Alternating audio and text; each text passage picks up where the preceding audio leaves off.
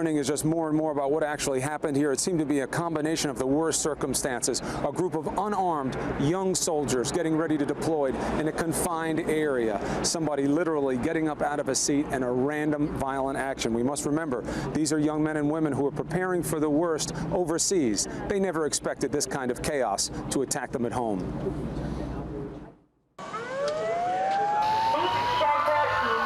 Tornado sirens signal the attack on the massive Army post. Home video catches police cars racing to the scene.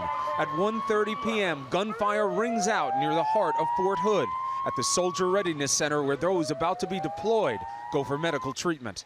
The enemy, one of their own, an officer, Major Nidal Hassan, who burst into a waiting area in the building, opening fire with a handgun and semi-automatic weapon, which can fire more than a bullet every second.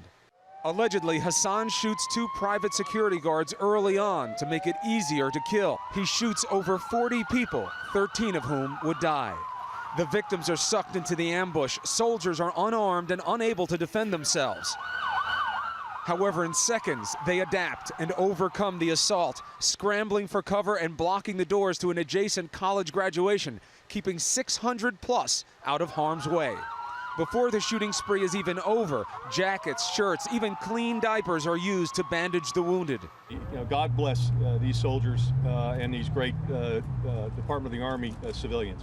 The quick reaction, I'm sure this could have been much worse. Within minutes, local police respond. Hassan is shot 4 times, twice by a female civilian officer who was first to the scene and also injured in the gunfight. Hassan was believed dead at the scene, but actually survived and was put on a ventilator. Motive is still unclear. This surveillance video obtained by CNN from a convenience store shows him in the early morning hours before the shooting. He chats with a clerk who for the first time notices he is wearing traditional Muslim attire. Hassan is said to have complained of being hassled by other soldiers for being a Muslim and was in fact disciplined for preaching to patients and colleagues about that faith. Hassan, an Army psychiatrist, was also reportedly upset about his upcoming deployment to Iraq and America's military presence there. The day's events were a reversal of fortune for soldiers at Fort Hood.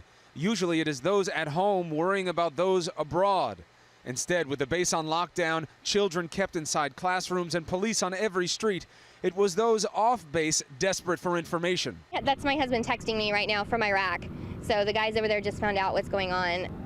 Yeah, he's really upset and he's freaking out. Early on, there was great confusion. Reports of 2 more shooters. 2 suspects are even apprehended, but later released. With cell phones jammed, people turned to Twitter for communication. Not too sure where the shooter is at right now. My building is on lockdown. A community shocked by a sadness that's shared by the entire country. It's difficult enough when we lose these brave Americans in battles overseas. It is horrifying that they should come under fire at an Army base on American soil.